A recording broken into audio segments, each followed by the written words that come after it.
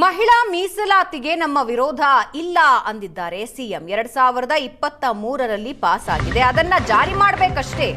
ಬಿಜೆಪಿಯವರು ರಾಜಕೀಯ ಮಾಡ್ತಿದ್ದಾರೆ ಅಂತ ಸಿದ್ದರಾಮಯ್ಯ ಹೇಳಿದ್ದಾರೆ. ಕ್ಷೇತ್ರ ಮರು ವಿಂಗಡಣೆ, ಮಹಿಳಾ ಮೀಸಲಾತಿ ಒಟ್ಟಿಗೆ ಯಾಕೆ?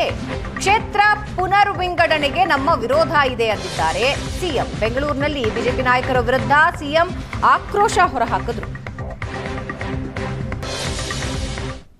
ನಾವು ಮಹಿಳಾ ಮೀಸಲಾತಿಗೆ ವಿರೋಧ ಇಲ್ಲ, ಯಾಕಂದರೆ 23ರಲ್ಲೇ ಪಾಸ್ ಆಗಿದೆ ಪಾರ್ಲಿಮೆಂಟ್ನಲ್ಲಿ.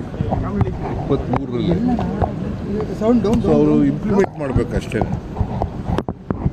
ಈಗ ಮುಂದಿನ ಚುನಾವಣೆಗೆ ಇಂಪ್ಲಿಮೆಂಟ್ ಮಾಡಲಿ.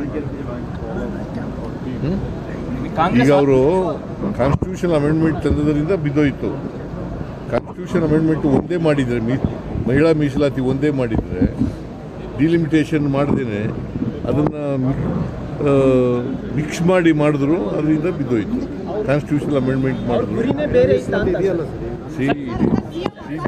ಪಾಲಿಟಿಕ್ಸ್ ಅವರು ರಾಜಕೀಯ ಮಾಡೋಕ್ಕೋಸ್ಕರ ಎರಡನ್ನೂ ಡಿಲಿಮಿಟೇಷನ್ನು ಮತ್ತು ಮಹಿಳಾ ಮೀಸಲಾತಿ ಎರಡನ್ನೂ ಒಟ್ಟಿಗೆ ತಗೊಬಂದಿದ್ರು.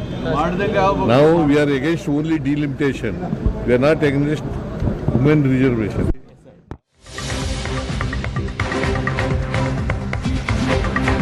ಮಹಿಳಾ ಮೀಸಲಾತಿ ಹಿಂದೆ ರಾಜಕೀಯ ಉದ್ದೇಶ ಇದೆ. ಮೀಸಲಾತಿ ಬಗ್ಗೆ ಕಾಂಗ್ರೆಸ್ ತಕರಾರು ಇಲ್ಲ ಅಂತ ಮಹದೇವಪ್ಪ ಹೇಳಿದ್ದಾರೆ. ರಾಜಕೀಯವಾಗಿ ತಮಗೆ ಆಗದಿರೋರನ್ನ ಹತ್ತಿಕ್ಕೋ ತಂತ್ರ.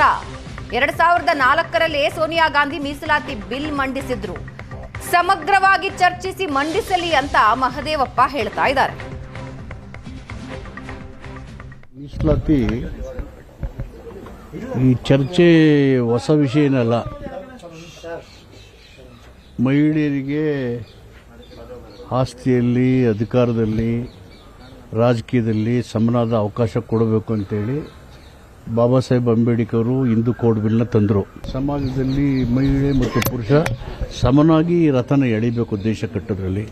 ಅವ್ರಿಗೆಲ್ಲ ಕ್ಷೇತ್ರದಲ್ಲಿ ಸಮರ್ಥರಿದ್ದಾರೆ ಮತ್ತು ದಕ್ಷರಿದ್ದಾರೆ. ಆಡಳಿತದಲ್ಲಿ ಅನುಭವ ಇರೋರು, ವಿದ್ಯಾವಂತರ ಸಂಖ್ಯೆ ಬರ್ತಾ ಇದೆ. ಅದನ್ನು ಮಾಡಬೇಕು ಅಂತೇಳಿ UP ಗೌರ್ಮೆಂಟ್ 2004ರಲ್ಲೇ ಸೋನಿಯಾ ಗಾಂಧಿ ಅವರು, VP ಸಿಂಗ್ ಅವರು ಎಲ್ಲರೂ ಸೇರಿಸಿ ಬಿಲ್ಲನ್ನು ಮಂಡನೆ ಮಾಡಿದ್ರು ರಾಜ್ಯಸಭೆಯಲ್ಲಿ. ಸೊ ಆವಾಗ ಅದು ಹಾಗೇ ನಿಂತೋಯ್ತು ಬಿಲ್ಲು. ಮತ್ತು 2023ರಲ್ಲಿ ಈ ಬಿಲ್ ಪಾಸಾಗಿದೆ. 2023ರಲ್ಲಿ ಬಿಲ್ ಪಾಸಾಗಿದೆ. ಈಗಿನ ಇದು ಕಾಯ್ದೆ ಇದೆಯಲ್ಲ, 113 ಅಥವಾ 131 ತಿದ್ದುಪಡಿ, ನಮ್ಮ 113 ಇರಬೇಕು ಅಂತ ಅನ್ಕೊಂಡಿದ್ದೆ. ಆ ತಿದ್ದುಪಡಿ ಇದೆಯಲ್ಲ, ಅದನ್ನು ಮಾಡತಕ್ಕಂಥ ಆತುರ ಇದೆಯಲ್ಲ, ಅದು ಸ್ವಲ್ಪ ರಾಜಕೀಯ ಮತ್ತು ಚುನಾವಣಾ ಆಯೋಗ ಇವೆರಡನ್ನ ಲಿಂಕ್ ಮಾಡ್ಕೊಂಡಿದ್ರು. ಮಹಿಳಾ